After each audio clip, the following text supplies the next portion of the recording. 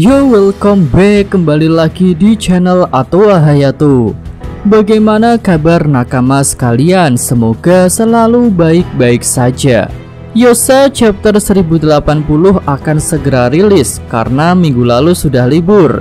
Dan seperti biasa untuk segmen pertama, Mimin mulai dari prediksi alur ceritanya.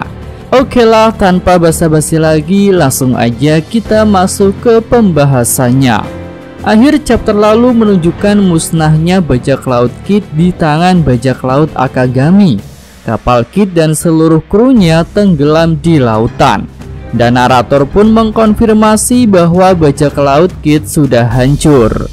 Nah, untuk awal chapter depan bisa menunjukkan keadaan pertarungan lain, yaitu Law versus Kurohige. Sebelumnya Law tampak bisa mengimbangi Kurohige saat Yonko itu menggunakan teknik Gura-Gura Nomi. Tapi setelah Kurohige menggunakan Yami-Yami Nomi, Law tampak tidak bisa berbuat banyak. Serangan-serangan dari Law dapat diserap oleh Kurohige menggunakan teknik Black Hole.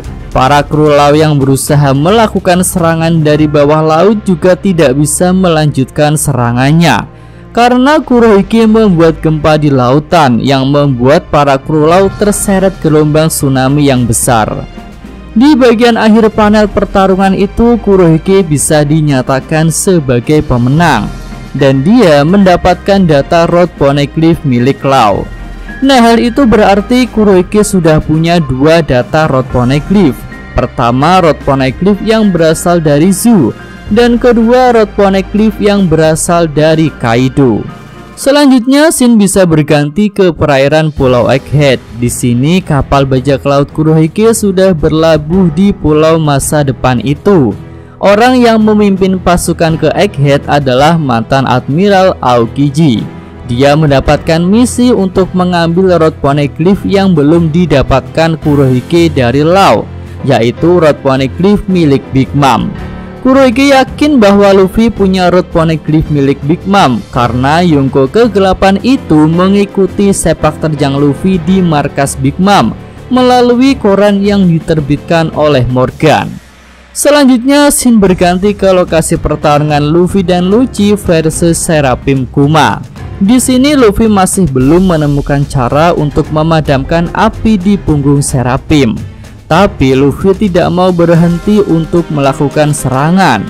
Bahkan kali ini Luffy mulai menyerang Seraphim dengan pukulan Hausoku Haki tingkat tinggi.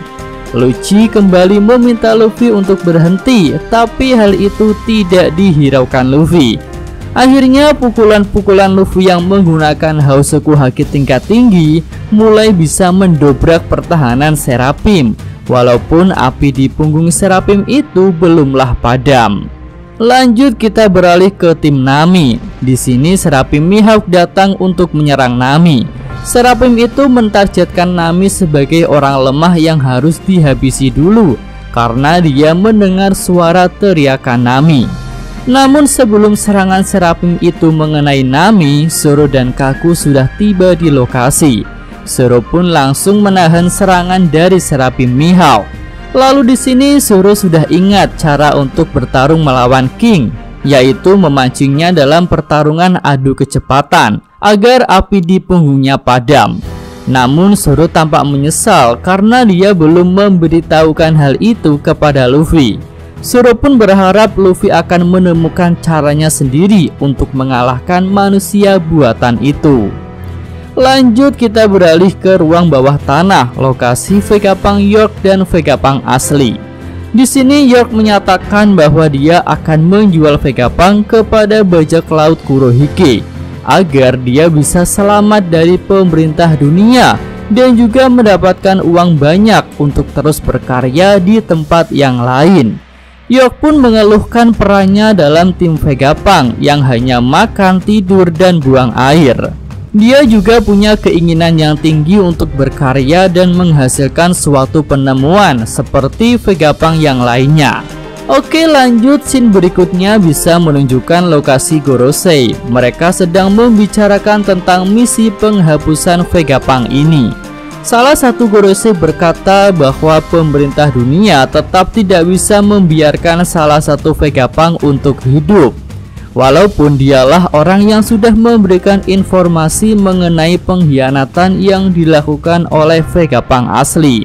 Alasannya karena semua Vegapunk berbagi satu otak, yang berarti jika salah satu Vegapunk masih hidup, maka dia masih punya potensi untuk membongkar misteri abad kekosongan.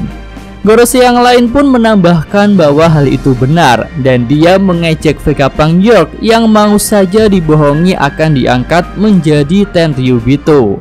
Nah, tak lama kemudian salah satu prajurit angkatan laut datang tergesa-gesa menghadap Gorosei. Dia melaporkan tentang pergerakan bajak laut Akagami yang sudah menghancurkan bajak laut Kid di perairan Elbaf. Para Gorosei tampak terkejut. Salah satu dari mereka pun berkata bahwa Akagami sudah mulai menunjukkan pergerakan. Dan ini adalah hal yang sangat berbahaya dan mengancam bagi mereka. Gorosei lain mengungkapkan jati diri Shanks yang bisa merupakan keturunan Tenryubito. Shanks kecil terlibat dalam insiden Good Valley. Kedua orang tuanya mati dalam insiden besar itu. Namun secara tak terduga, anak dari Tenryubito itu malah diasuh oleh Raja Bajak Laut Goldie Roger. Oke, lanjut pada scene terakhir. Di sini bisa kembali menunjukkan lokasi pertarungan Luffy. Luffy sudah berubah jadi Gear 5 dan tanpa terduga Serapim Kuma bisa tumbang walaupun api di punggungnya masih menyala. Lucci pun tampak terkejut melihat hal itu. Dan Lucci bisa menyadari bahwa tekad kuat Luffy menyatu dengan Housoku Haki tingkat tingginya. Hal itulah yang bisa menjebol pertahanan manusia buatan Serapim.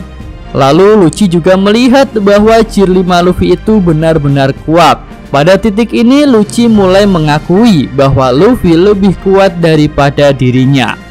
Oke, itu aja pembahasan untuk video prediksi alur cerita chapter 1080 mendatang.